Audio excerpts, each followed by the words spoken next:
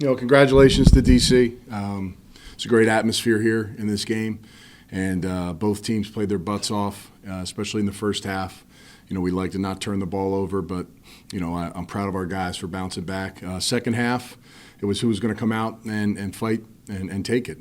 And quite frankly, we didn't fight enough and we didn't get it. So we'll learn from it, and we'll take that one on the chin, and we'll come back and we'll get better and be ready for next week.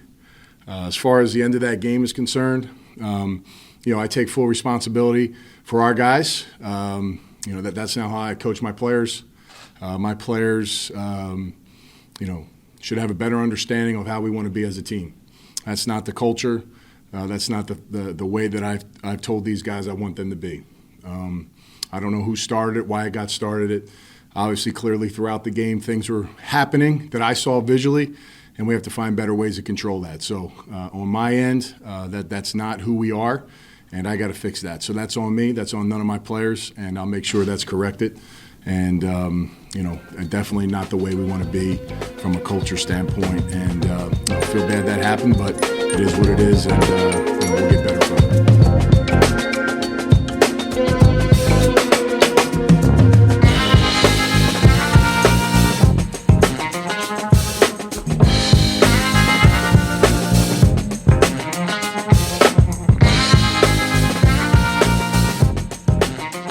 Welcome back for your fourth episode of the XFL Insider Podcast. Here today, I have Drew Wells. Then we have XFL Outsider from Twitter. Guys, say something for the folks at home, please. I'm sure XFL Outsider has a name he might want to start with, so I'll leave it to him. I don't want to give it out. I want him to tell fans at home.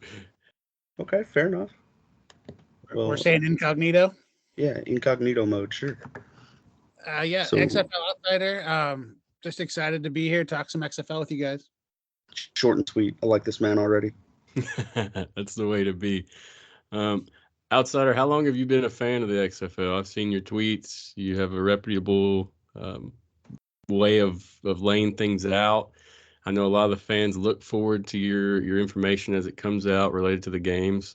Can you tell us just a little bit more about your fandom and how you got into just analyzing the XFL like you do? Yeah, I've been a football nut since I was a kid. XFL, the original XFL, I was in college when that happened.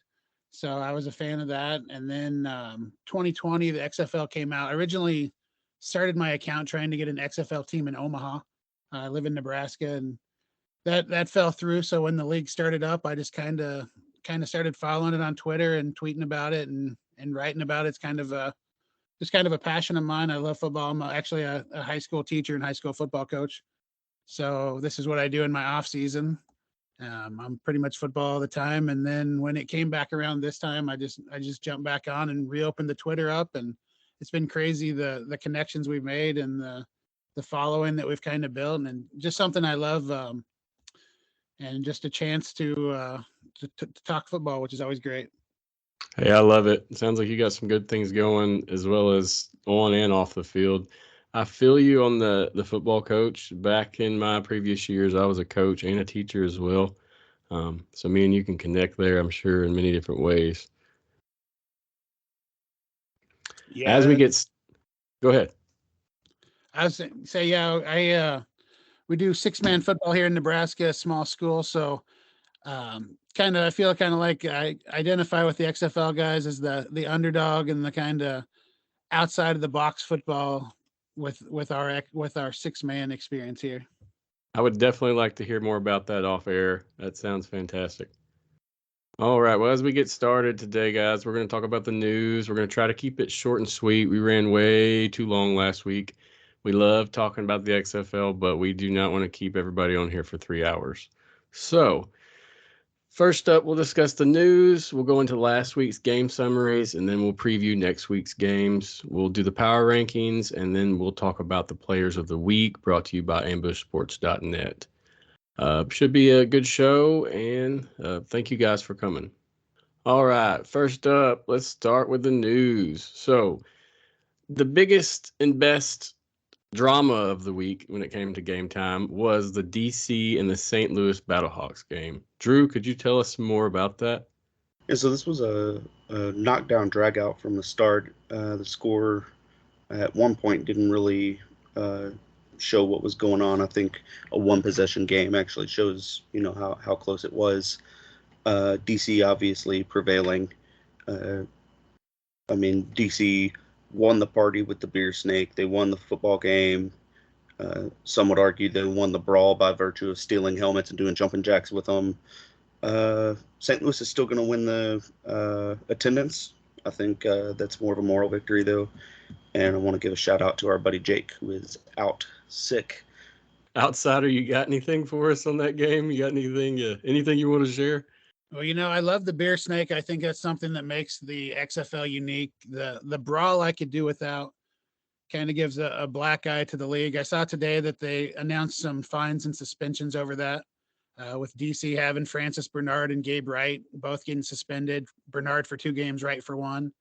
And then Jared Jones-Smith from St. Louis getting suspended for a game. So, and those are some moves that are going to hurt, especially DC losing 2 of their big guys on defense there. So there's going to be some ramifications from that. Yeah, I saw a lot of names on the fine list as well. I was curious, did you happen to see how much the guys are being fined for the altercation? I didn't see any figures on that. Yeah, me either. I tried to research it, couldn't really find anything. I'm sure we'll find out next week, though. So the other highlight I wanted to note there was the beer snake. If you watched the game, you saw the beer snake. At one point, it connected. The octopus beer snake, I guess. Not really sure what we want to call it, but it was epic. The only part I didn't like were the cups flying into the field, fans getting really rowdy. It's okay to have fun, show yourself, show a good time, but once we start impacting the field that much, we really got to kind of stand back and gauge what we're doing. I'm glad the XFL let them have some fun, but let's worry about the gameplay instead of cups on the field. Yeah. Just to be the contrarian here, I highly disagree with that. I'll tell you why. So yeah, here in America, everybody's focused on following the law, staying within the rules, be boring, be humble. To hell with all that. I said it. If you look at the biggest sport in the world, soccer, the amount of nations that do things purely to distract and troll other players, fans, and coaches is ridiculous. You see a lot of things being thrown on the field. You see people getting hit with water bottles, which I'm not condoning necessarily full water bottles. But if it's something benign like cups or really lemons like it was 3 weeks ago, let them do it, man. It shows passion. It shows passion. It shows that they want to be there, that they really care about their team, and that they'll go as far as the team is to support them. And I think that honestly says a lot. There is a line that you have to draw, and that has to be player safety. But anything outside of player and official safety, let them have it. Let them do it. I like it. I like the opinion, and I'm agreeing with you 100% up to the span where someone can get hurt or whatever. But yeah, DC was rocking and rolling. That game was awesome. Speaking of that, as we watch the XFL this weekend, let's stay special pay attention to the St. Louis Battlehawks game. They're expecting, I think, upwards over around 30,000 people. It may be around 32 now. I'm not sure. You guys got anything on that? Yeah, so some of the things we were seeing talked about in our group chat with them in Ambush Sports, was like half, maybe 50% of the 300 level that had been opened up in St. Louis has been sold, with about 90 to 95% of the lower bowl full. That place is going to be rocking. That's more people than they had show up at a single game the last time the XFL was around, and we thought it was crazy then. So, this first weekend in St. Louis is going to be something special. It's good. We're going to see exactly how good communication is between football teams, and I think it's going to be something good to watch. Definitely good for ratings. Yeah, I attended the first Battlehawks game, and it was a great time. Never forget it. Videos, pictures, met tons of friends. Looking back, it was a great time. I'm hoping all the fans enjoy it and they can really live it up. It's going to be really good on TV, I'll tell you that. I can't wait to see that. All right, guys, let's move on to the Vegas and Seattle game. Watching this game, I really didn't think we were going to see anything special. As we watched, was very surprised with what we got. That game was awesome. It had a lot of great takes from both teams. Vegas showed up ready to play, and Seattle did not give up. Drew, you got anything to share on this game? Yeah, I mean, you saw what I saw. You and I got together, watched the game at some of my family's house in Southeast Texas. Great people, by the way. Thanks for the invite. Yep. Excellent people, excellent food. You're more than welcome to come over anytime. But beyond that, the Vegas and Seattle game, man, probably I'd say it's a game of the year candidate. It's got to be. There was so much passion shown on the field. It was a last minute touchdown by Josh Gordon from Ben DiNucci, who had kind of had a weird up and down night. You never really knew when he was going to pull anything together or throw it to the other team. I mean, scoring all over the place. Nobody expected that over to hit. I think most of us expected a really low scoring game out of that. But man, personally, I wanted Vegas to win that game. Just to see them get something, because they've been so close to breaking through this whole time, and that streak continues. They're just close to breaking through. So they did seem to kind of figure some things out on offense. So Seattle kind of has too, but they're still kind of rocky at times as well. But man, what a game! Just emotional. The amount of times we said, "Oh, or got caught off guard by a really nice play or a hit." Were just off the charts. I think that's one of the more exciting football games I've seen in a while. Outsider, you got anything to share on that? How'd that game make you feel, man? Yeah. Well, first of all, the best part was we talked about the game in Vegas and not the field. And that, I think that Exactly. was a victory for the league in itself. The field held up. It was, of course, another weather game in Vegas. Somehow they had the wind blowing crazy. But I think anytime you get Ben DiNucci in a game, it's going to be exciting. Maybe not always in a positive way for Seattle fans, but he never makes things boring. He's got the best weapons in the XFL with Gordon and Pearson, and they got a running game going with Morgan Ellis in there before he got hurt. Hopefully he's back, because he's a heck of a lot of fun to watch. He runs angry. And I just thought it was an outstanding game back and forth. Hundley makes such a huge difference for Vegas. And I think they're going to be competitive the whole season now, and they have a chance to win some games with him at quarterback. Yeah, Josh Gordon looked amazing, as we figured he would. Definitely NFL quality talent. He's aged a bit, but it didn't stop him from making everybody else look not too good defensively. And just a heads up, today Brett Hundley was listed as a limited participant because of his thigh. So late in the game, somewhere in the third quarter, I believe it was, he kind of pulled up on a run. It was not a play action, but rather a read option, where he pulled it and took off running. I think he got the first down on the play, but he pulled up. He definitely could have made more of the play if he didn't. But he was obviously pretty limited with his mobility after that. So hopefully he can, take a little bit of time this week, get healthy, and really help Vegas live up to their potential that we saw last week. Yeah, I feel like the outcome of that game may have been different if he was 100%. Most of everyone watching him from home could see that moment, and after that, it wasn't the same player. He looked good. He looked really good. I'm curious to see if that will stay for the season. Time will tell, but it looks good so far for Vegas. All right, guys. Next up, let's have a discussion regarding the Orlando Guardians, specifically their QB situation. There's been a little bit of drama behind this team already. And right now, I really just want to discuss the story of the Quintens. We have Quinton Flowers, who was just signed. Then we have Quinten Dormady, who was dropped mysteriously and then added back. You guys got any information you can fill the fans in at home? Anything you've gathered or found online about this situation?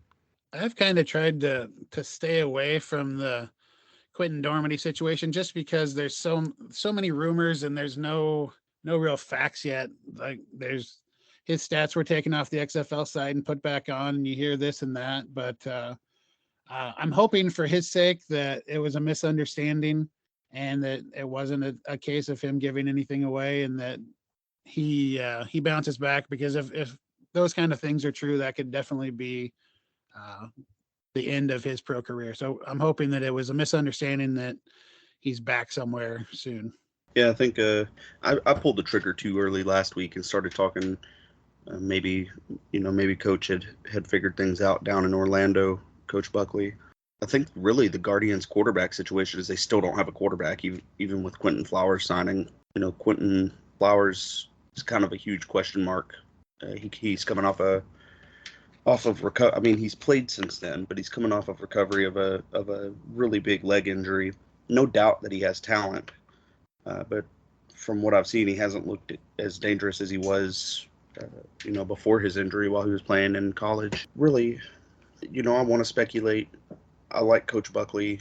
I tried to kind of give him a little bit of a pass last week, but after this performance against Arlington, it's kind of hard to do that. I mean, in a way it is, because ultimately the head coach has to take responsibility for everything that happens, right? But he's 3 games deep now, 3 losses deep. He's got to start making some moves if he thinks he can win it all this year. And if he doesn't, then I personally as a coach might make some moves anyway if I think it's coaching, or if we need to simplify things, whatever the case may be. I don't know. There's way too many things to make a coherent thought out of it. I think Jeremy's probably right. Just leave it alone, let it turn into what it is, and we'll all figure it out at the end and either laugh about it or be happy when they pop back around. I feel like I might be, I don't know, maybe I'm being over optimistic. I don't want a team to be bad, but I feel like Orlando kind of turned the corner this weekend. Paxton Lynch looked good. He went 19 to 31, 219.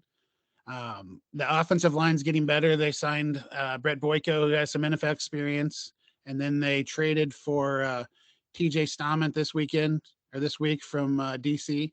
And I think Buckley's kind of figuring it out. That first time being a head coach, there's a lot of things that you have to learn. He went with kind of a unique coordinator situation with an older OC who has been around football for a long time but hadn't called plays. I think they're kind of getting it figured out, and I might look back in a couple of weeks and look like an idiot on this, but I think they're going to give Houston a game this week, and I think the next week against Vegas they could finally get that first win. I really do hope they bounce back, or bounce really just in a forward direction.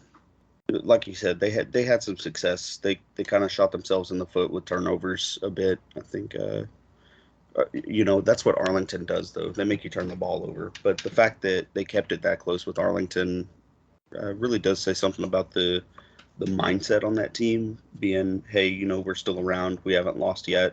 Don't count us out. With that said, I mean, what I'm about to say probably doesn't make much sense to anyone after how many points Houston gave up to Arlington last week. But stopping Arlington's offense isn't really anything fancy. They went to Kyle Slaughter, didn't really get much of a bump in momentum or anything, or production from him. So really, I touched a little bit on Bob Stoops maybe being over the hill, so to speak, when it comes to football, more specifically on the offense and the defense. But I don't know. I guess I am kind of proud of Orlando. I've given them a whole ration of hell the entire time this podcast has been going. So, for the 10-9 loss, which they probably honestly should have won, I'll give them a silent round of applause on that. Before we move on, I'm going to read an excerpt from XFLboard.com.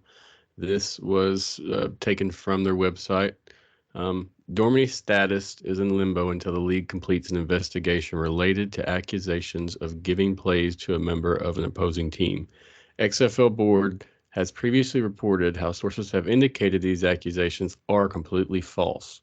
A source close to the situation has now reported that an independent law firm has arrived in Arlington, Texas to gather all facts. When asked for more details, the league repeated the statement, "The situation is under review, and we will share more details regarding the findings as appropriate." With that being said, I believe we've heard the end of this situation unless some kind of legal conflict is occurring. I just want to know if teams get a one-time review of personnel situations like they do in the game. Can they review this? I love it, and time will tell, I guess. If I the mean, beer stuff can get reviewed, I think player conduct should be able to be reviewed. right. I mean, what are they really investigating? Are they pulling the other quarterbacks and saying, "Hey, did he tell you this? Did he like?" I You feel can like only that's what lead it is. a witness so much. Like, what are you actually going to find out? Unless he took a hard drive and was like, "Here you go, I'm a dum dum," and gave them physical evidence. I don't know what we're getting at here. Yep. I just wanted to read what I have instead of speculating. I want to share my info. I don't really make a decision regarding that personally either, but definitely interesting to know. They all lived together, or they did at one point. So you could see how this could be skewed into something small. I mean, it's something big from small. So we'll see what happens, but I just wanted to mention it and see what you guys thought. Also, is there another Quinton that plays quarterback anywhere in the world? Orlando has to keep their Quinton quota matched. Yes, we got Quinton with an O, is who was just signed, and then our previous Quinton was with the E. The Quintons are here, and they're real in Orlando. All right, guys, let's move on to injuries and transactions. The media folder is not updated with transactions. I don't want to chase these all over Twitter, so unless you guys have something to note, I feel like we're just going to skip past that until we can get an easy way to view all those at one time. Do you guys have any you want to note before I move to injuries? Well, they did have the three-way trade, which was kind of unique with Orlando, Arlington, and DC. Javonta Patton goes from Orlando to Arlington, wide receiver, who's actually played a little bit this year. He had 3 catches for 47 yards for Orlando, but they're bringing in a lot of players at that position, a lot of experienced vets like Lance Lenore and Dan Williams. So he was kind of expendable there. TJ Storman, I talked about him earlier. He went from DC to Orlando. Guy who's played left tackle and right tackle, played at TCU and Texas Tech and college. And then Alex Ellis, the tight end, went from Arlington to DC. And looking at the injury report, DC's top 2 tight ends both did not practice this week, or at least today. So that looked like a need that was definitely needed, a position that was needed to be filled there for DC. No doubt. Yeah, they've got quite a bit of injuries listed. Keep in mind it is Tuesday. It's still pretty early. We don't have a Thursday game this week, so I'm sure this will change a lot come Thursday. Drew, did you have any transactions you wanted to note also? Not particularly. I didn't see any really big names or difference makers in terms of transactions, at least not from my perspective. One thing I will note, just to piggyback off XFL Outsider here, is Ethan Wolf for the Defenders, one of their tight ends. He has a knee and ankle issue, and he's expected to be out a minimum of 2 weeks. So, picking up a tight end obviously did make sense there. So, I did see before we went on, Josh Hawkins, the cornerback from Dallas, put out that he did tear his ACL in the game on Sunday. So he'll be out for the rest of the season. Oh, wow. That's serious. yeah, it's unfortunate. Okay, we'll cover a few injuries. Like I said, it's Tuesday and early. Since we've already talked about the DC Defenders, Briley Moore, tight end, was out, and then Ethan Wolf. And then for the Vipers, we had 4 people that didn't practice. Travis Kuntz, 2 offensive linemen, and a defensive back. Arlington and St. Louis, nothing listed there yet. Seattle and San Antonio. We had 4 notable did not practices from San Antonio. 2 defensive ends, Delonte Scott and Mike Scott. I wonder if they're brothers. Wide receiver TJ Vasher and O-lineman Chidi Okeke. Did I say that correct, Drew? Chidi Okeke. Chidi Okeke. Gotcha. Next up on the Seattle Sea Dragons, Morgan Ellison did not practice because of his knee. If you watched the game the other night, you saw the occurrence that happened. Slipped up on that turf there. Wasn't too good. It looked a lot nastier than I think it was. He attempted to come back in the game, but it wasn't happening. So we hope he gets better fast because that man was really key to their offensive movement. I did see where Seattle put Brandon Knox, their other running back, on injured reserve and signed Darius Bradwell, who played 4 games for the Chargers from 2020 and 2021 to give them a little depth at running back. And then as far as the Scotts, they're actually twins for San Antonio. And in every game this season, at least one of them has had a sack. So I think this was the first week one of them didn't have 2 sacks. So Mike had 2 in week 1. Delonte had 2 in week 2. And then Delonte got 1 more last week. I bet the conversation is very interesting between the two on who's going to play better each game. Got to be some side bets going on. All right. Lastly, nothing listed for the Roughnecks on the report. Orlando Guardians has a defensive back that's limited. We won't name him because he's limited. I'm sure he'll be back before game time. That's it for the injuries that we see here. Keep in mind we're getting this from the media folder posted by the XFL.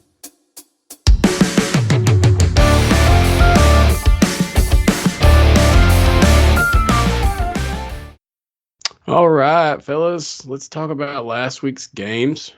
First off, we're going to discuss Arlington beating Orlando 10-9. Did not expect that one to go down to be a nail biter. You guys want to fill us in? Yeah, so it didn't really seem to be a true nail biter. By the time both teams had scored their touchdowns in the fourth quarter and the game's final score was there, obviously the teams didn't know it was final yet, but Arlington really stepped up and Orlando kind of tripped over themselves a little bit and sputtered out on 2 straight drives with the chance to go up in the game. Yeah, I kind of mentioned it as maybe a slap fight last week. I think that's pretty much what happened. No real offense on either side. Well, I mean, I guess that's not fair. It was a lot of offense between the 20s, but I mean, when you make mistakes like that on both sides of the ball for both teams,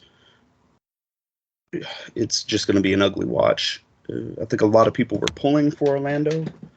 Arlington has a really good following, nationwide as well. I don't know, it was to me, it was kind of a tough one to watch. It was similar to the DC and Vipers game from 2 weeks ago, rather. Yeah, the Arlington went with Kyle Slaughter at quarterback, but until they change that offense, I don't think it matters who plays quarterback. The run game is non-existent, and they continue to stick with the run game and the short passes, and 2 runs and a short pass equal a punt almost every time. If with Slaughter's arm, if they would just open up and do some vertical throws, especially with Sal Cannella at tight end, I think they could do it. But this was an offense in St. Louis with Jonathan Hayes and Chuck Long. In 2020, they ran read option with Ta'amu. And for some reason, they've gone away with that and just kind of a vanilla offense that I thought would open up as the season went on and hasn't. And until that happens, I don't think this offense is going to do much. I'm not 100% sure what they're scared of. Honestly, even against Houston, they seemed like they wanted to dink and dunk people. They didn't want to go downfield. I don't know if they're compensating for what they think is a bad offensive line, or if they have trouble with blitz pickups and reading on the offensive line. There's got to be some issue with the offensive line that's affecting play calling. They're clean on the injury sheet. So that's kind of why I made reference earlier to has the game passed Bob Stoops by? I mean, this is the same Arlington kind of that we saw the last time around, just with a worse offense. The craziest thing about the O-line is the fact they signed 2 all-USFL guys. They have some guys with NFL experience, and they've been unable to move the ball or protect the quarterback. And I thought coming into the season they'd have one of the better O-lines, and that's proven to be not true through 3 weeks. Yeah, I feel like their defense is pretty good as well. I'm not sure why the ball doesn't move. I tell you what, I don't want to watch any more field goals. I keep talking about this weekly, but those games aren't the funnest. As a fan, I'm sure that the Orlando fans were really wanting their team to pull this out, and it was close. So I don't know. I feel like it was entertaining for them.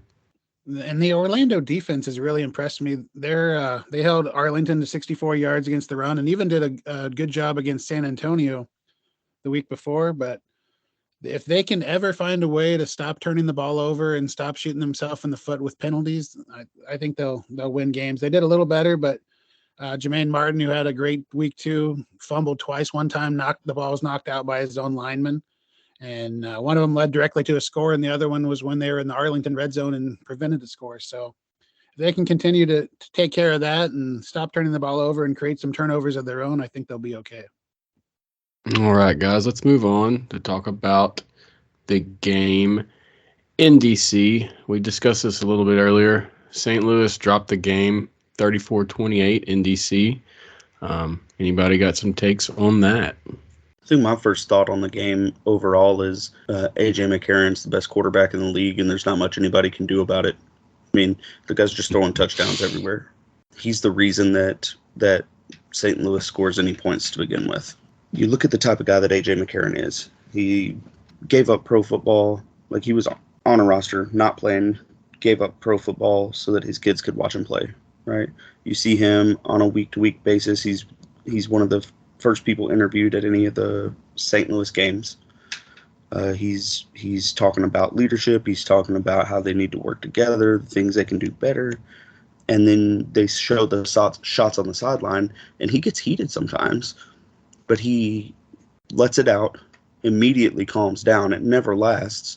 And he's right over there hyping his guys up and talking to them, in the same kind of tone that I'm talking to you guys, and saying, hey, guys, this is what we need to do better. This is, if we just eliminate these things, we're fine. There's no, like after they went down 2 scores at the beginning of the game, he's like, that last one was on me. He said that on live microphone. He said, that last one was on me. It is what it is. We can't do anything about it. All we can control is the future. That's the kind of guy that you want leading a team, and it's honestly probably a big portion of the reason that St. Louis is as good as they are, because having a quarterback like that really flows over to the defense as well in terms of professionalism and leadership. Yeah, I think McCarron has been great. Hakeem Butler had a breakout game, had 9 catches for 105 yards and a touchdown. But I think the biggest thing in that game was Greg Williams. He keeps coming up with these schemes that as a Browns fan, they didn't work so well in the NFL, and he will get burned sometimes playing the way he does. But you could see it week 1 against DiNucci, the way he kind of confused him, and he even confused McCarron a few times.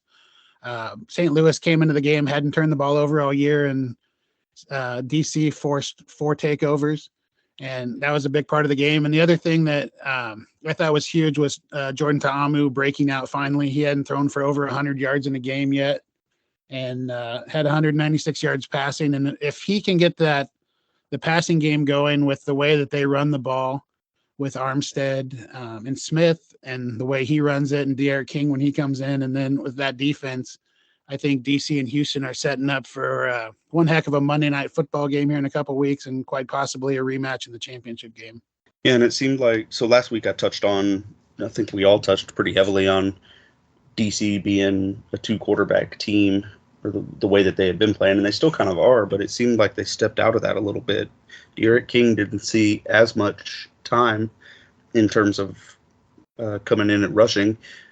They finally gave Ta'amu a little bit more of a game plan, and granted he had the cushion of a 2-touchdown lead to begin with to help him get more comfortable, but they didn't ask too much of him, and I think that's the big talking point for DC going into week 4 is, can they continue to do that for Ta'amu? Because he's one of those guys that if he gets flustered at the very start of a game, it's hard to get him back. Yeah, the St. Louis defensive plan against De'Aaron King was outstanding. As soon as he came in, they just shut him down, and every time he was in there, you could tell that they planned for that, and they did a great job against it. That defense has forced a lot of turnovers and created a lot of sacks, but they've also given up a ton of yards and points.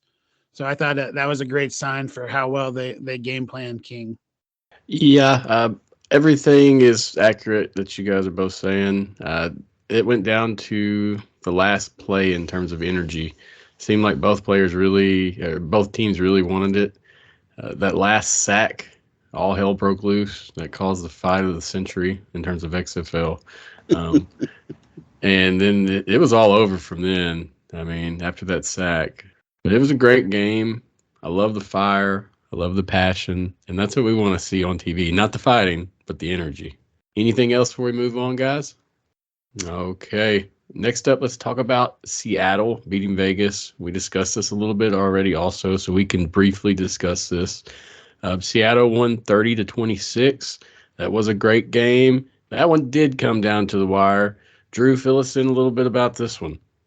So we did touch on it pretty heavy earlier. I mean, both teams really just started swinging for the fences. I think it was 9-9 at halftime or something like that, and both teams came out in the second half and really just started to light each other up.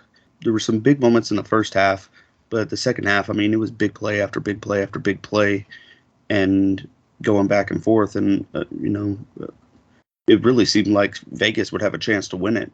Disappointed that they didn't, personally, like I said before, but I mean, Seattle is, I've said it all year long so far, Seattle, if they ever get that offensive line figured out, could probably win the league. So it's not surprising to me that Vegas lost. Honestly, I'm surprised they didn't lose by more, but I'm proud that they didn't lose by more, more so, because that means we're one less bottom dweller, so to speak, in the league. I don't think Vegas has been a bottom dweller all along to the extent that Orlando has. They haven't got a win. They didn't put together a complete performance. I think this week was the most complete performance that they've had so far. That Seattle defense has got talent at all three levels. They have Jim Haslett and Ron Zook, but they just can't seem to all get on the same page. It's kind of confusing how they can continue to give up so many points. As far as Vegas, Hundley, I think he showed why these XFL teams, if you're not running the run and shoot or the Mike Leach offense in Houston, I think it's so valuable to have a guy who can run the ball at quarterback. Tamu showed it. Hundley showed it with his legs. And the other thing Hundley did a great job of was getting Jeff Badette involved in the game. He had 2 catches for 7 yards in week 2, and then he came back in week 3 and had 4 for 93 and a touchdown. And the key to calling an offense is getting the ball in the hands of your playmakers, and he did a great job of getting the ball in Badette's hands and making things happen. And Badette was one of Ambush Sports' candidates for Player of the Week. Definitely a big playmaker in that Vegas game. Unfortunately, he lost out to the other big playmaker in that game by the name of Josh Gordon. There can only be one. Yeah, watching the game, it was clear that Seattle was having a lot of issues with their 3-point conversions. They failed 4 of them during the game, I believe. Don't quote me on that, but it was over and over and over and over again. If they would have went for 1 or 2, maybe they would have got it, but instead they went for 3 and failed it. That would have been a big change in the overall gameplay and points scored. Curious to see how they adjust moving forward when it comes to the conversions.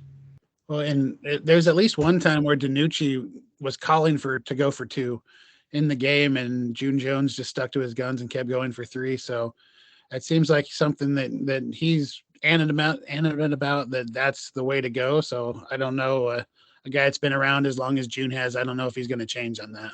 Yeah, well, I mean, so if you're looking at the statistical breakdown coming into this past week, the amount of 3-point conversions that were completed was just 10% less than the 2-point conversions that were completed. And if I'm not mistaken, that was accounting for the 2020 iteration of XFL. So he did the same thing with Houston, with PJ Walker and Nick Hawley and all those guys as playmakers on that offense. And those guys were comfortable with it.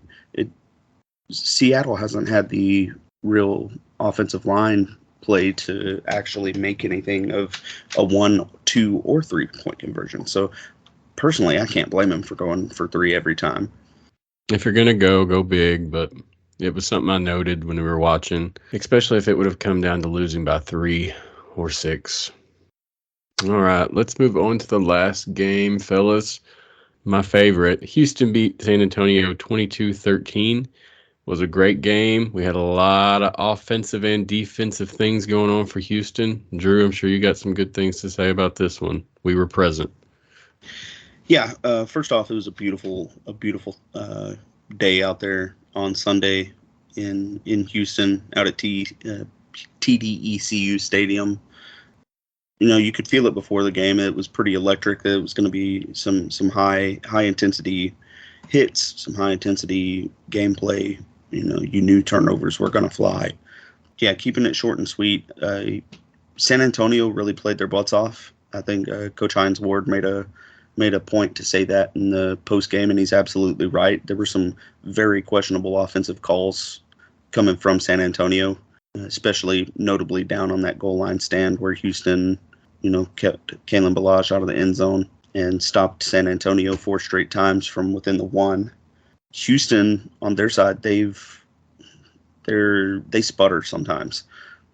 It's almost like they kind of lose their way and don't know what they'll do, and they'll either start off on fire or they'll wait until the second quarter and not really have much going until then.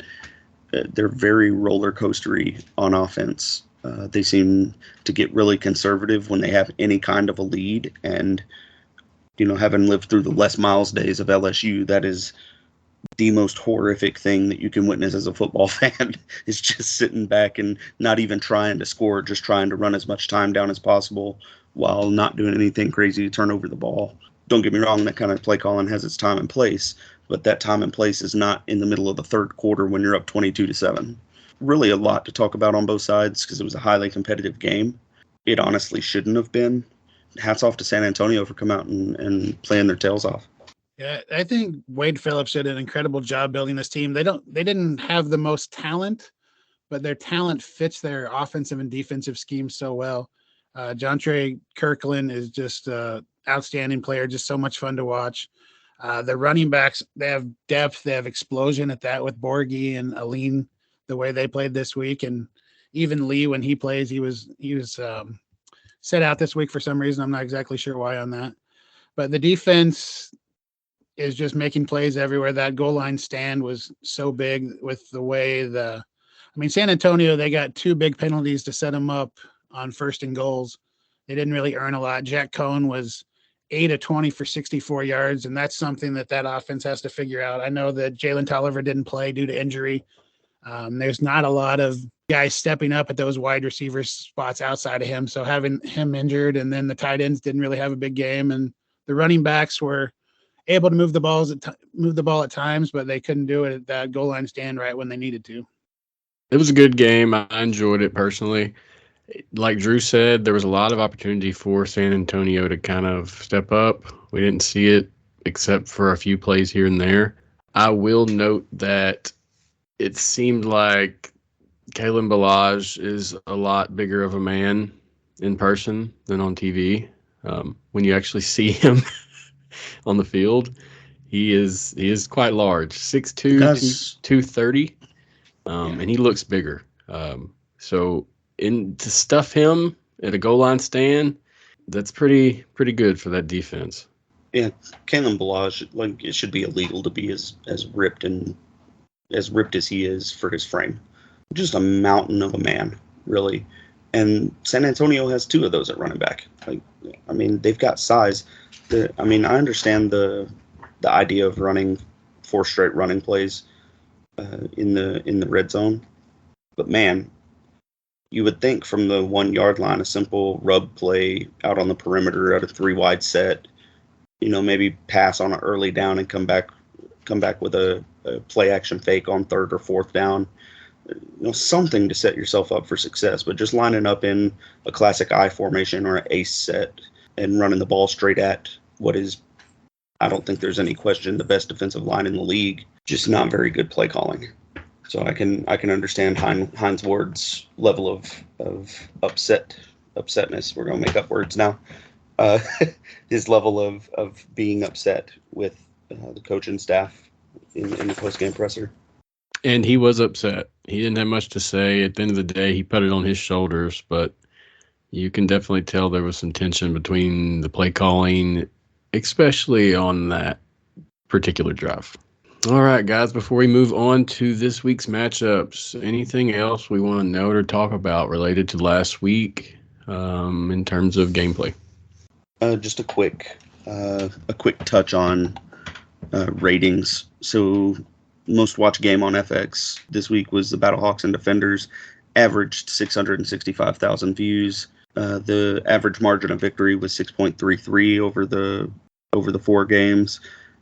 Actually, no, that's league wide for the year. Is margin of victory is 6 1/3. 6 of the 12 games that have been played have been decided by 4 points or less.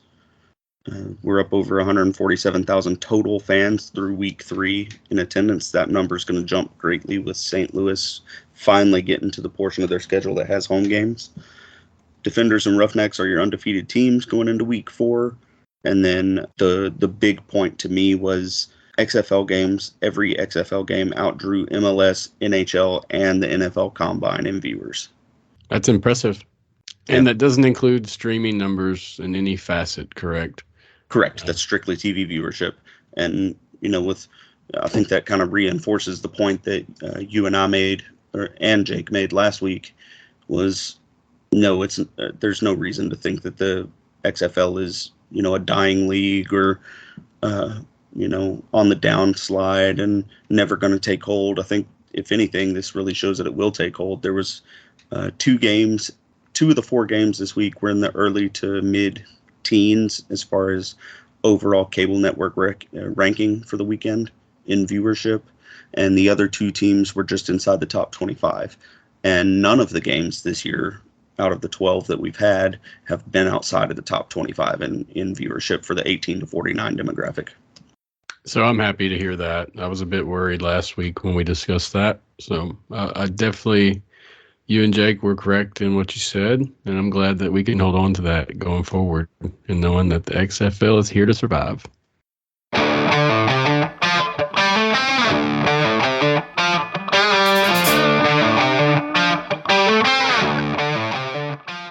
All right, let's roll into next week's games.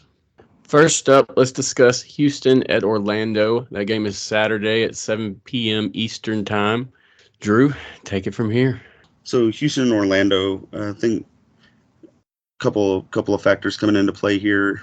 Houston, this is their first road game, contrary to how St. Louis started their season with 3 road games. Houston started with 3 home games.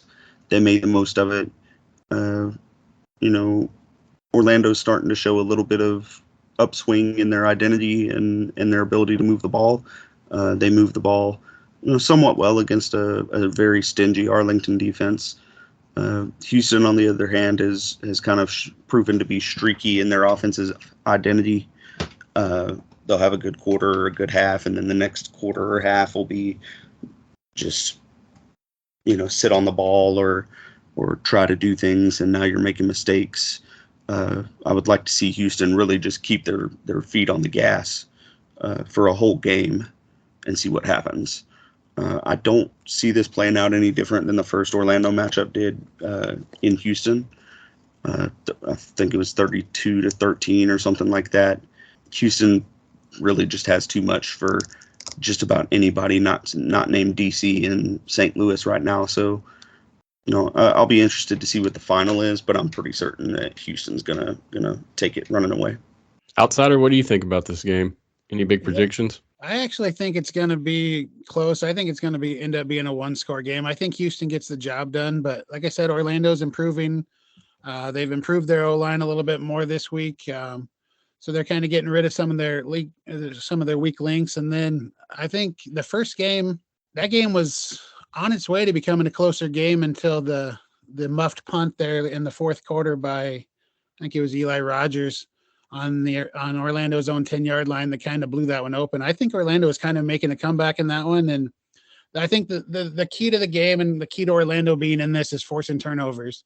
They forced a couple turnovers in week 1 against Houston. They haven't forced a turnover since then. So if Orlando can take care of the ball and then force a couple turnovers on Houston's side, which Brandon Silvers has shown that he'll throw some picks. If they can do that, I think Orlando keeps it close, but I think overall Houston is going to get the win, but I think it'll be within 1 score. And this week, guys, we're kind of changing up our format with betting. So used to we did a whole segment on it, and it took a decent amount of time. For now, I think I just want to go to both of you and just get a quick over or under, and then a quick yes they cover or no they don't. So Houston and Orlando, the over under is 37.5. We're thinking over or under on that. Go ahead, outsider. You're the guest. I'll let you go first. Oh, I'm gonna go under on that. I think both these defenses are playing well, and I think Orlando's not getting the credit they deserve on defense. I think they hold them under. I'll take the under as well. The thing about the Roughnecks is they will give the Guardians the opportunity to get the ball, I feel like, whether that be through a pick or through some dropped punts.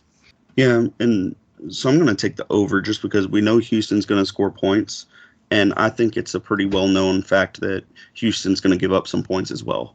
They did the first week to Orlando and gave up even more points to Arlington. This past week they gave up 2 touchdowns to San Antonio. So I'm going to take the over, but I'm also going to take the 8.5 point spread, which Houston's favorites. I think Houston covers. What do you guys think about that? I'm with you on that. I think Orlando. Give me the points with Orlando. I think Orlando can cover that. Okay. I like it. Fair enough. Yeah. Definitely not out of the question. All right, moving on to our next game. Let's talk about the San Antonio Brahmas taking on the Seattle Sea Dragons. That game is Saturday at 10 p.m. Eastern Central. The thing about this is a late game, whether you're Eastern or Central. 9 o'clock Central, 10 o'clock Eastern. Do we feel like we will have fans watching and people watching in person? Guys, take it from here. I mean, I'll keep it short. I think playing in Seattle was one of your more productive fan bases in terms of attendance last time around in the XFL. Their first home game, they didn't really have it scheduled at a great time. Was it not the Thursday game? I think that was the only Thursday game to this point. But middle of the week, it was cold and just kind of crappy weather. I don't think anybody really wanted to deal with it. Now I think they're doing that. We complain about it over here in God's country, in Eastern time and Central time. But that's a local 7 p.m. start time. So it's not bad for Seattle. I think they're catering a little bit more to the fans.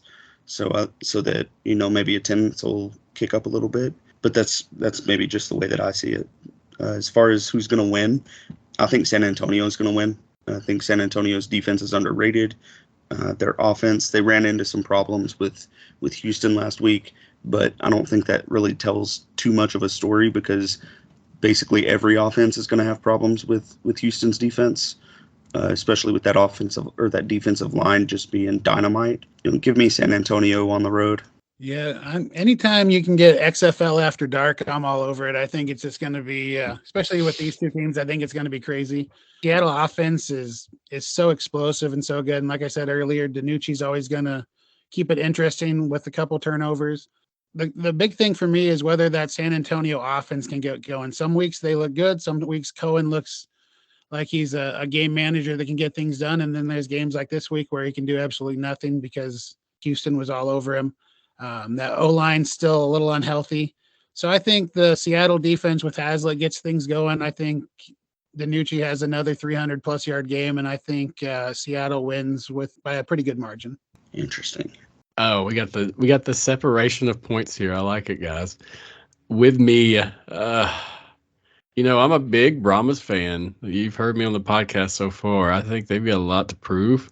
But after watching that Sea Dragons game last week, I think Danucci and Josh Gordon have some chemistry rolling that's going to take them into this win next week, I believe.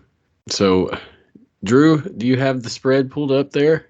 Yeah, I do. So it is looking like it is San Antonio, Seattle. That is a 40.5 point over under. Oh, wow.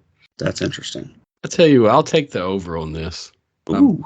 I think Spicy. This is going to be a hot game for the week. Yeah, I'm with you on that. I think Seattle finds a way to score a whole lot of points, and San Antonio, they'll probably get at least one touchdown off a turnover. So I think the over hits on this one as well.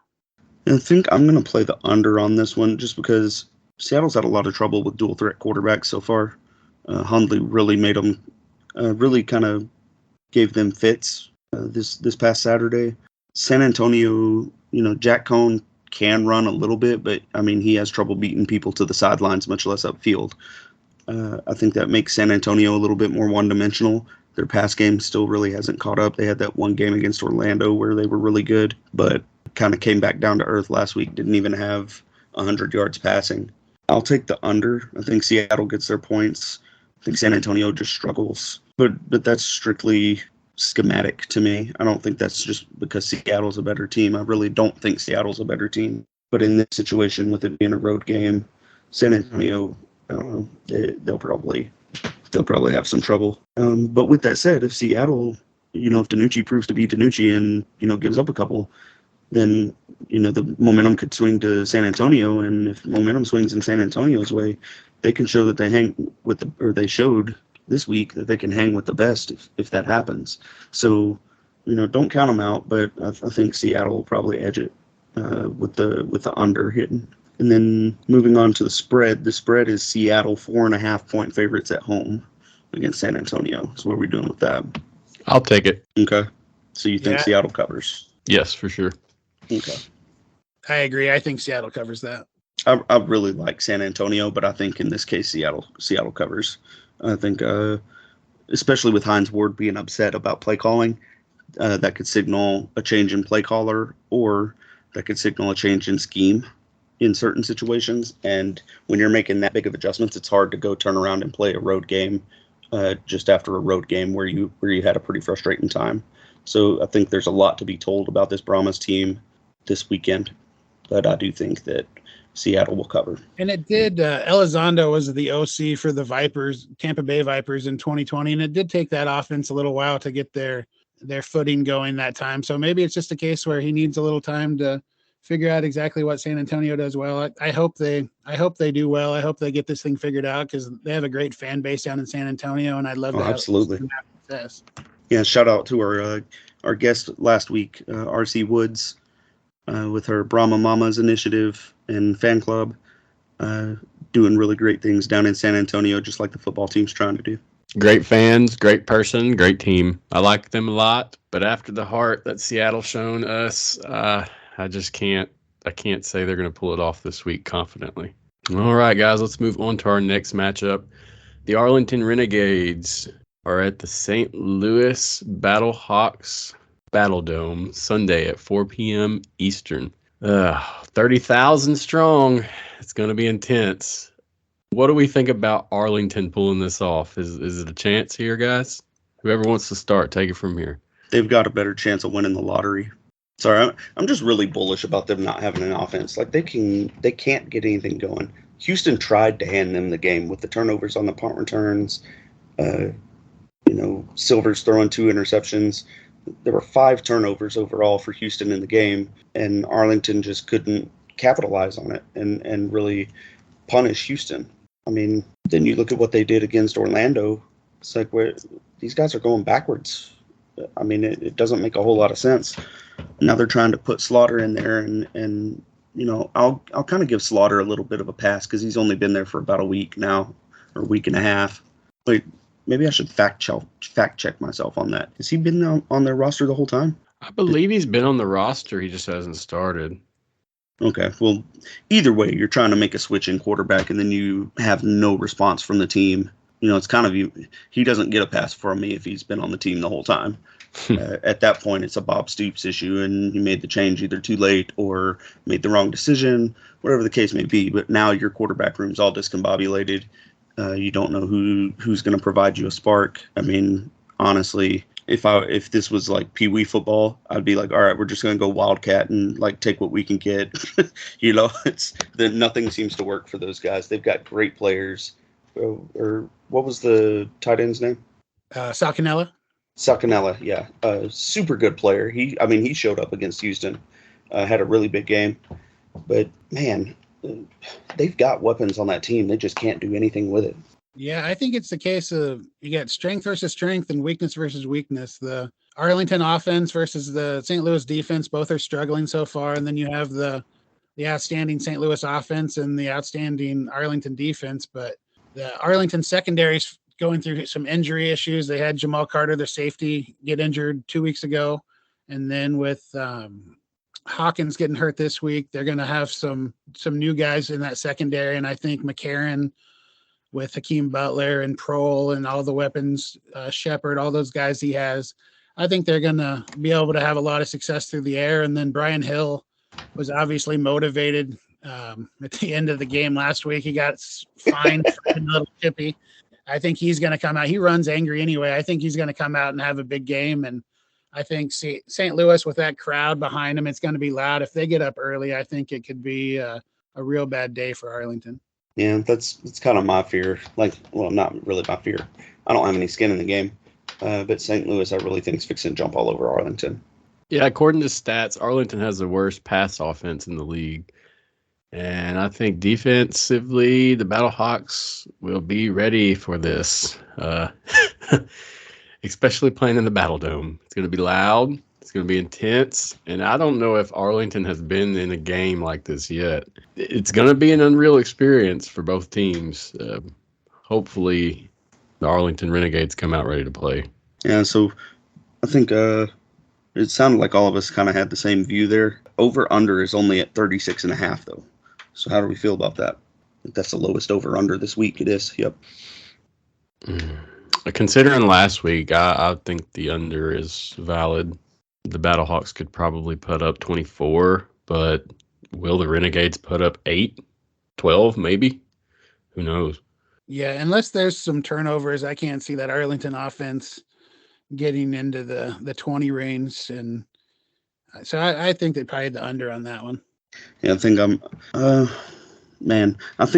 think I would take the over, but I think it's only going to hit just slightly. 37, 38 total points.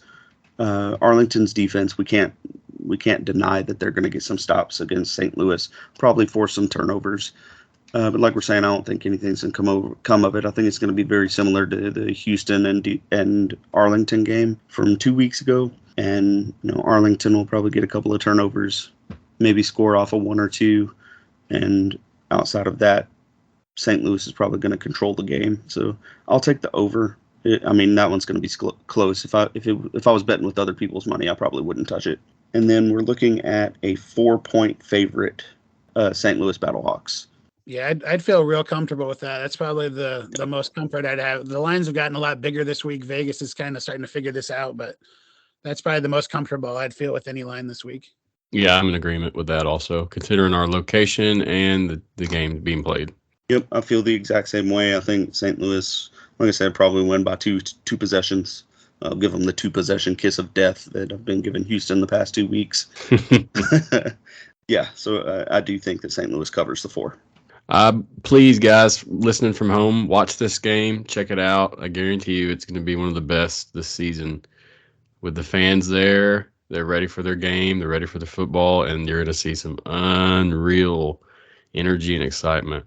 I am calling this now.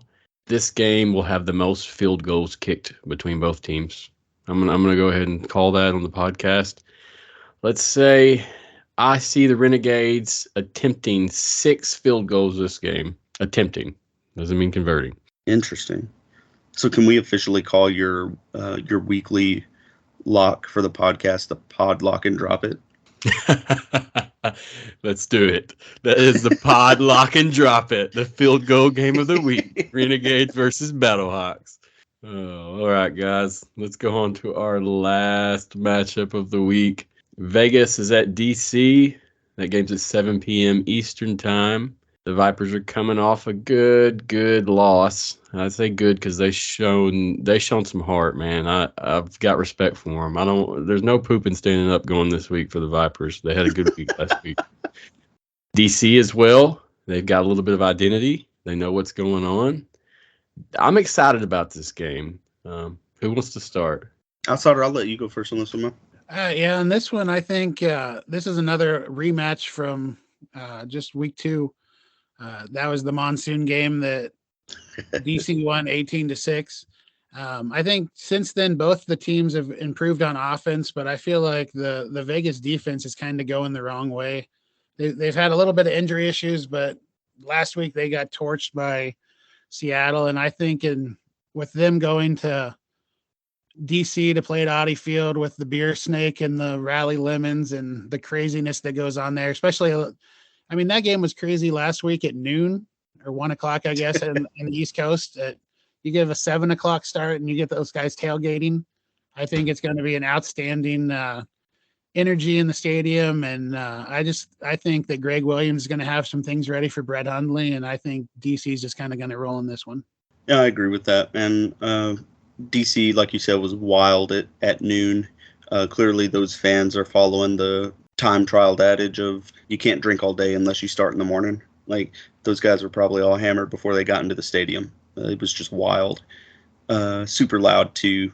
I think they had 16,000 plus on hand. You know, your point about DC's defense going the wrong way, I don't know that they're falling off from something that they used to be. I think it's more of a situation where teams are finding out that Vic Beasley's the only one you really have to game plan for. He had a very successful week 1, moderately successful week 2. This past week, he didn't seem to be around much, which tells me that he's been isolated on that defensive front. And, you know, the first 3 weeks, people were scared that somebody else on that defense might be, you know, making plays over time. I think that's proved not to be the case for a few defenses in the league, and Vegas is one of those. So I think it's just a matter of teams adjusting once they have more film on other teams. And I don't know, I really want to see Vegas do good. I don't think that DC is the place that they're going to do it, though. I think Vegas is going to show us something here as long as Hundley is rolling. That'd be the big question at hand, is if the injury that he has is going to affect him into this week or if he's going to be healed up, ready to go. DC's a tough team. Going to be a tough team to beat, too. So it'll be a good game. I'm excited about it myself. You guys got anything to add on that before we move on? I know we haven't started the betting line. So. No, I mean, personally, I think that's really just about all that there is to talk about for that game. I think both of these teams are pretty much known entities. It's going to be interesting to me how De'Aaron King gets used in this game versus Te'amu, but I don't foresee DC having very many problems on offense. All right, guys. That finishes our game previews. Ooh, hold on a second there, fella. I did it the hot again. hand. I did it again. Sorry. Hey, they say when you get the hot hand, you got to run with it. That's a very Vegas thing. It's appropriate that you tried that on this. The players of the week are calling my name, man. I know, right? Well, we got to do the power rankings too. Like, we got a whole bunch of stuff going on. Yes, sir. So just real quick, we're looking at 41 for the over-under. Ooh. So good flat round number there. 41. How do we feel about that, outsider? I'm probably going to take the under on that one, especially an 18-6 game last time. I know the weather was an issue, but I don't think Greg Williams lets this Vegas offense score that many points. And if they can get up early, I think they'll just be happy to run the ball and keep it on the ground and run that clock out. And I think that's kind of what they want to do. They're not really a team that wants to get into shootouts. Okay. I'm going to take the over on this personally. I think this will be a good game. With people and teams finding their identity, I think these scores are just going to keep increasing weekly. Yeah, and that's not really even too much of a hot take. That's kind of the way these things work, really. Man, 41. So that's 3 touchdowns apiece at 7 points. So we know that there's going to be some failed. Give me the under. We know there's going to be some failed conversions. I think they would probably need to put 7 or 8 touchdowns on the board between the two of them to hit that over. So yeah, give me the under on that one. And then the line has the DC Defenders favored by 6 at home.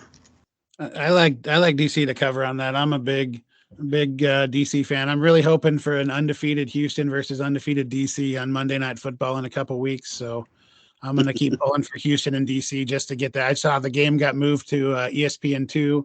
So I'm hoping for maybe a Manning cast or at least a Pat McAfee cast. Right. That would be epic.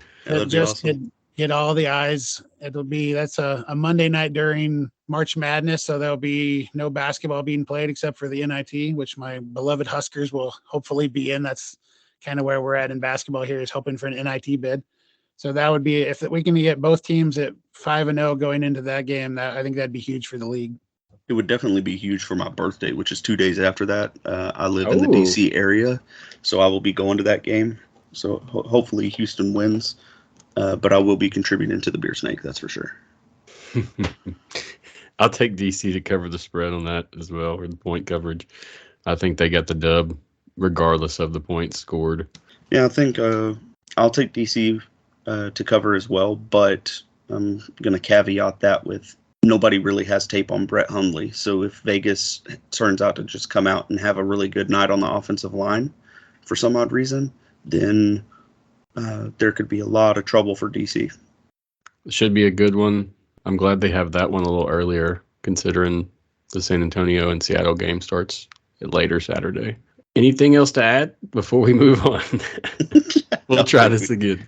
Right. I think we got it this time, though. All right, fellas. Appreciate your takes on all the games and the game summaries from the week previous. Remember, guys at home, we're speculating. We're fans. We love the game. This is speculation. We may not get it right. We may get it right. Either way, it's for fun, and I thank these guys for coming on and sharing their expertise.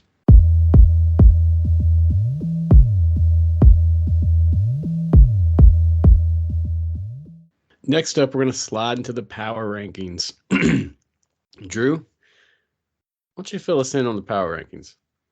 And so my power rankings for this week, the Roughnecks are at the top of the list still. Had a little bit of a tough time with San Antonio, but we're never, outside of the goal line stand, weren't really in danger of losing the lead so much. Wasn't as dominant of a performance, but it was still dominant enough to keep them in the one spot, I think. DC really pretty much dominated against St. Louis for vast swaths of the game. The only thing that makes me put them second to Houston is the fact that they're still kind of feeling out the Jordan Teamu versus De'Aaron King and how they fit together in harmony to make a good offense go. St. Louis comes in at third. They put up a good fight, tried to come back, never really gave up on the road. Started off down 2 touchdowns. It's never a good way to start a game. But after that, the offense started ticking. It looked really good. Really, both of these teams looked really, really good. I don't think that the amount of points scored in that game is an indictment on either defense. I think it's just when you have an emotionally charged environment like that, anything can happen.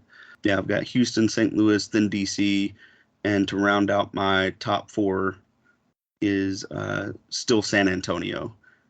Stan Antonio. I don't know who that is. San Antonio. They've been solidly average, really across the board. Had a couple of standout performances. Only lost to St. Louis by that last-second field goal. They went in and dominated Orlando in Orlando, and then played a competitive game against Houston where they forced some turnovers. And honestly, especially in the second half, they dominated a lot of the offensive ball game. So Houston, DC, St. Louis, then San Antonio is the top 4. Bringing up the rear is Seattle at number 5 to me. Really, from last week, the only change from here on out is I've got Arlington just above Orlando. So we're going Houston, then DC, then St. Louis, and San Antonio. Seattle over Las Vegas. Really, that was just who won that game for me, and they would swap spots. And then Arlington, they've only got half a team, and that's a defense. So it's better than having no team. It's a good defense, if that. It is. They are good. They've scored probably just as many points this year. Don't quote me on it, as their offense has. So it's so yeah. Just one last rundown: Houston at number 1, DC at number 2, St. Louis at number 3, San Antonio at 4, Seattle at 5, Las Vegas at 6, Arlington at 7, and Orlando bringing up the back of the pack. Nice, thank you, Drew. I think I attest to all those, and I'm in agreement fully, especially about the Orlando piece at the end. Tell me, Drew, do you think they have a chance in moving up in the power rankings at any point in time this season? You want my emotional answer or my logical answer? Let's go with your sports analyst answer.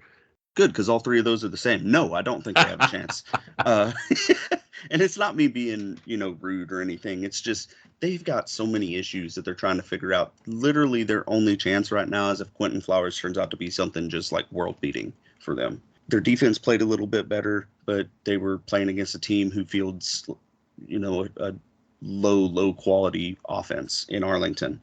Their offense did put things a little bit together, but Arlington, by and large, they put up a lot of pressures, but by virtue of blitzing almost every down, you almost have to be a bend but don't break defense. You're just hoping that your rush can get to the quarterback before the quarterback punishes you for sending that rush. Orlando doesn't have a quarterback on their roster, I think, that can respond to things like that, and the better teams in the league are going to pressure the quarterback. So overall, that paired with locker room and possibly coaching issues, that's just too much of a mess for me to see them figuring out. I'm cheering for them. Honestly, I give them a lot of grief, but I just don't see it happening. What do you think, Outsider? Any opinions on that before we move on? I just wanted to just see what you guys thought. Yeah, like I said, for some reason, I don't know how it happened, but I'm on the Orlando bandwagon. I might be one of the only people in the entire country. So, like I said, I don't think they win this week, but next week, again, they have Vegas in week 5, and I think they have a good chance of winning that. I don't have a lot of faith in Las Vegas.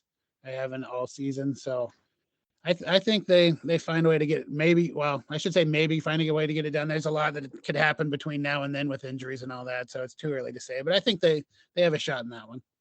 I like it, Outsider. A little bit of a different take. Surrounding the drama, the gameplay, the coaching.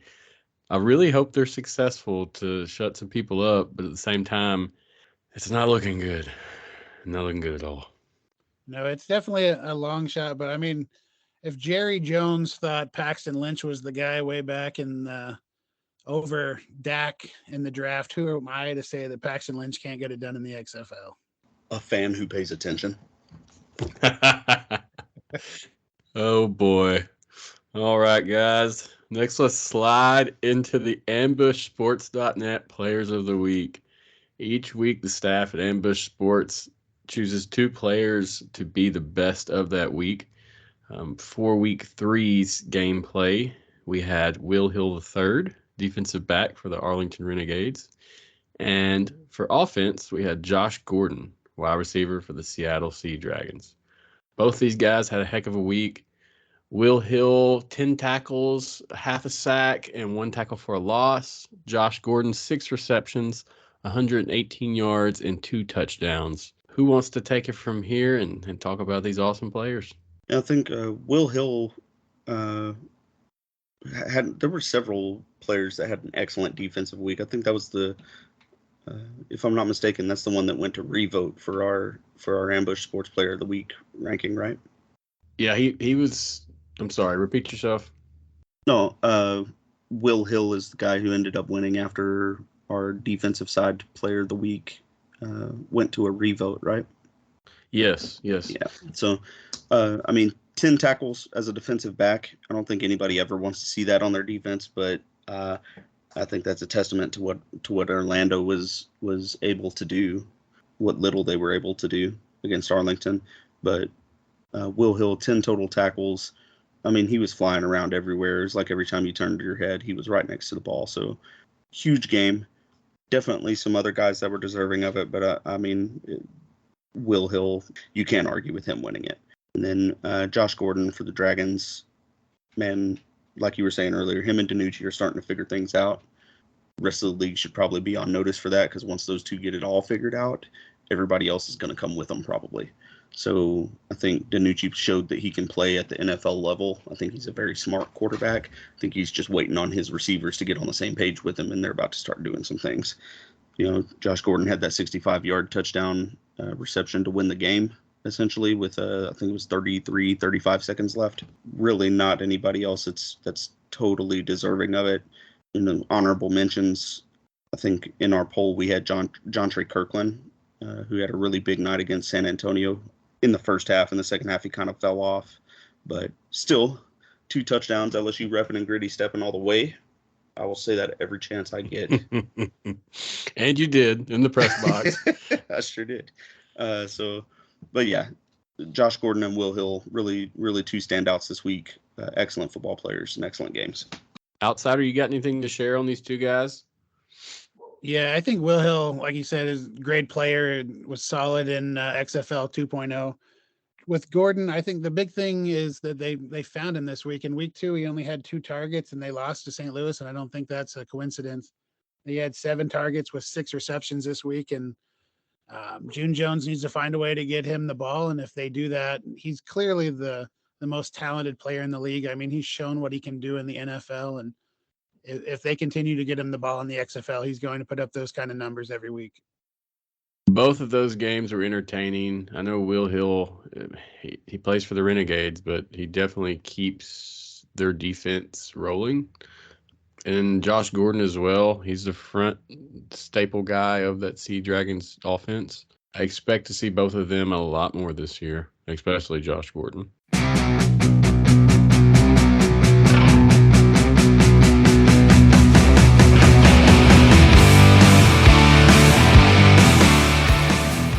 Well, guys, that's about does it for us. Do we have anything else to add before we start saying our salutations and closing out for the night? I think I'm good. What about you, Outsider? Yeah, no, I'm good. Well, I just want to say thank you, Outsider, for coming on. I hope you come back and join us again. I know Jake wasn't here this week. I believe with all 4 of us together, it'd be a party on here. But I do appreciate you coming on, man. You have a lot of great football expertise, especially when it comes to XFL. Look forward to your tweets as well as your information that you come up with and report on. Is there anything you want to say? Plug yourself. Tell us your social medias. Tell the fans how to find you, basically. Yeah, thanks for having me on. It's great to be able to talk XFL. My wife gets tired of hearing me talk about it at home. My son's off in college now, so I don't get to talk to him as much as I used to. And the kids in my classes hear a lot of XFL talk in between the actual learning that goes on. So it's good to be able to get some of this out. On Twitter, I'm at XFL Outsider. That's pretty much the only place I'm at right now. I'm working on maybe starting a website to put some of my views. Right now, I just have a blog that I've linked to my Twitter account. So I'm thinking about starting a website to kind of get some of I do preview articles each week and a power ranking and things like that. So if I do that, it'll be xfloutsider.com, but that's kind of still in the works. So hopefully in a week or 2, that'll be up and running and be able to get some more of my information out. Thanks for sharing. Most people that are in the XFL, especially those that are following, they know who you are. But definitely when you get your stuff going, please let us know. We'll share it. And like I said, I hope you come back on and join us. You've been a great guest, super helpful in your knowledge. Thank you, man. Yeah, I appreciate it. Thank you, guys. Drew, why don't you tell the people at home how to find you? Yep, so as always, at Ambush Sports HOU on Twitter and Houston Roughnecks Ambush Sports on Facebook. Thank you, Drew. We appreciate you as always as well. Great opinions, great knowledge, great representation of that Houston football team as well. So we appreciate you and your expertise, man. Appreciate that. My name is Matthew Tyler. I run the XFL Insider Podcast. That is on Facebook at the name The XFL Insider Podcast. I'm on Twitter at XFL Insider POD. On YouTube, you can search me with the same name and find me. Super active in the Facebook groups, trying to be active on Twitter. Either way, I'm here for the fans. I'm here for the game. So I enjoy it. I want to say a big thank you to ambushsports.net. Great place to look at some information regarding any of your favorite sports. Check them out. They're very active on Twitter and Facebook also. They've reported on some big things related to XFL recently, so definitely give them a follow. Also want to say thank you to XFL Board. Our podcast is also hosted there. They let us use some of their website space to advertise and basically show us off. So we appreciate them. Check them out. There's some good conversations over there. Join the discussion boards and keep it clean. But thank you guys. Thank Ambush Sports and XFL Board. Also, Drew and XFL Outsider, thank you both for coming on this week. Look forward to next week and a great games of football this weekend. Yes, sir. Looking to all the excitement, man. We're going to have a lot to talk about next week. That's it for us, guys. Have a good night. Take it easy.